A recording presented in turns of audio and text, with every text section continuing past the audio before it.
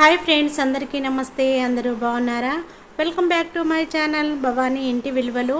నా ఛానల్ని సబ్స్క్రైబ్ చేసుకోండి, మీ వాళ్ళందరికీ షేర్ చేయండి, నా వీడియోకి లైక్ కొట్టండి. మంచి మంచి వీడియోలు మీ ముందుకు తీసుకొస్తూ ఉంటాను.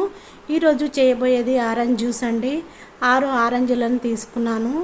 ఇలా పొట్టు తీసి ఒక బౌల్లో వేసేసుకోవాలి.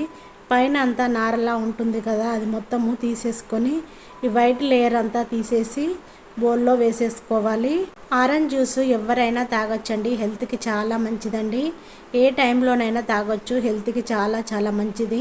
బ్లడ్ తక్కువగా ఉన్న, సర్జరీలైనా, ఫీవర్ వచ్చినా, టైఫాయిడ్, మలేరియా అలాంటివి ఏ వచ్చినా కూడా మనము ఈ ఆరెంజ్ జ్యూస్ తీసుకోవచ్చండి. హెల్త్కి చాలా చాలా మంచిదండి.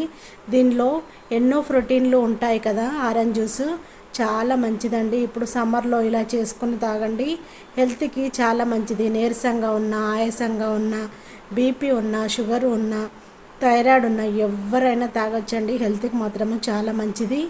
పైన లేయర్ అంతా తీసుకొని ఒక బౌల్లో వేసుకొని, మిక్సీ కప్పు తీసుకొని మనము తీసి పెట్టుకున్న ఆరెంజీలను అన్నిటిని వేసేసుకొని 4 స్పూన్ల వరకు షుగర్ని వేసుకొని 2 స్పూన్ల వరకు హనీని వేసుకోవాలండి.